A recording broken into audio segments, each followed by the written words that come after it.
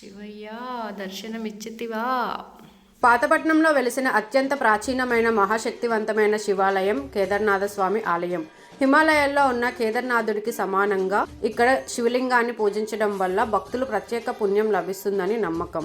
రుద్రాభిషేకం, లింగాభిషేకం, శివపార్వతి కళ్యాణం, శివరాత్రి రోజు జరిగే అభిషేకాలు చూడముచ్చటగా ఉంటాయి.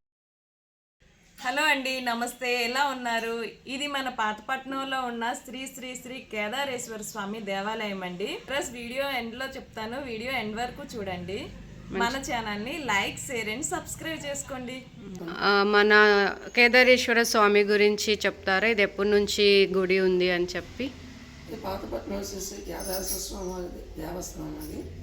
అలాగే ఇది కార్తీక మాసంలో వెలిసింది. స్వయంభూగా వెలిసారు స్వామివారు, పొట్టిలింగం స్వయంభూగా వెలిసారు. ఈ కార్తీక మాసం వెలిసాం అంటే కనుక ఇది కేదారేశ్వర స్వామి వారి అనే ఆలయం పేరు పెట్టడం జరిగింది. ఈ దేవాలయం పేరు. ప్రతిరోజు కూడా ఈ స్వామివారికి ఉదయం పూట 5 గంటల విఘ్నేశ్వర పూజ అనంతరం సర్వదర్శనం స్వామివారికి ఇవ్వడం జరుగుతున్నది. అలా మధ్యాహ్నం పూట 11 నుంచి 12 లోపు రాజభోగం జరుగుతుంది. అలాగే సాయంకాలం పూట 4 గంటల నుంచి రాత్రి 7 గంటల వరకు మళ్ళీ నిత్య దర్శనాలు.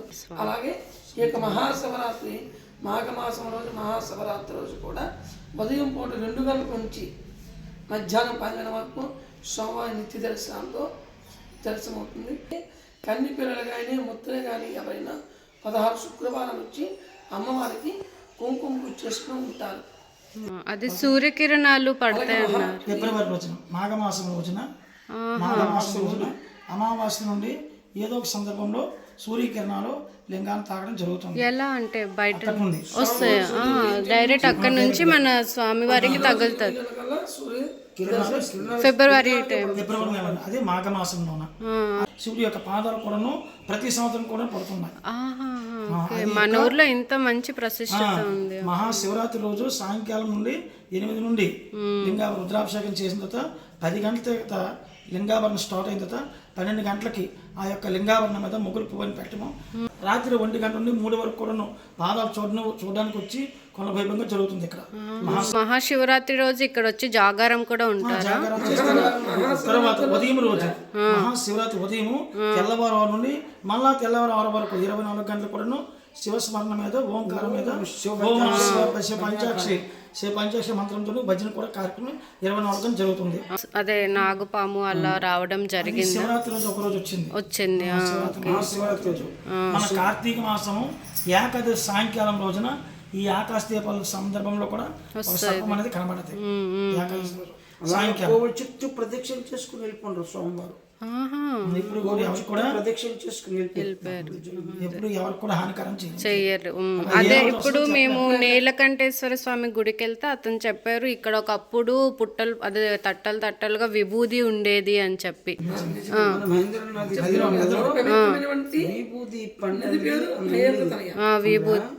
మహేంద్రనాథ్ నది తీరంలో విభూతి పంట అనేది ఉండేది.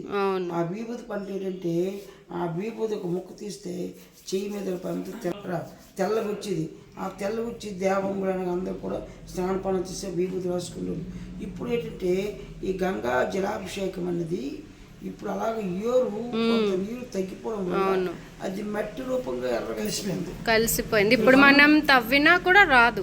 ఒకప్పుడు పెద్ద పెద్ద ముక్కలుగా ఉండేవి అని మీరు కూడా చూసేవారు, మీకు దొరికాయి. ఓకే, హిమాలయంలో ఉంది పుట్టిలింగం, మళ్ళీ ఇక్కడే ఉంది. అవును, కేదార్నాథ్. అవును, కేదార్నాథ్ అక్కడ కూడా సేమ్ ఇదే లింగం. కేదార్నాథ్లో కూడా కర్రలతో అక్కడ లాస్ట్ టైం చూసాను. ఎందుకు ఇలా పెట్టారు అనుకున్నా. ఆకాశ దీపాలు ఎవరికి రాదే తెచ్చుకోవాలి వాళ్ళే. కుంకుమ పూజ కూడా చేస్తారు. ఆకాశ దీపం అనేది వెలిగించడం జరుగుతుంది. అది ప్రాముఖ్యత. కార్తీక మాసం అలంకారం చేయడం జరుగుతుంది. చాలా అందంగా చేశారు. ఇది ఎక్కడ? ఇది ఇక్కడ ఉన్నారా? ఓకే, అమ్మవారికి. ఓకే, చాలా అందంగా కార్తీక మాసం రోజు గాజు అలంకరణ. తరాల నుంచి మీ ఫ్యామిలీస్ పూజిస్తున్నారు దేవుడికి. రెండు తరాలు ఎన్ని తరాలు? మీరు 3 తరాలా? 2 తరాలు. మా నాన్నగారు భక్తి చేశారు. ఆ, మా నాన్నగారు చేసినందుకు మన కాలం అయిపోయినంత అవును మేము చేయడం జరుగుతుంది. అవును. ఇది స్వయంభూలంగా మేడం.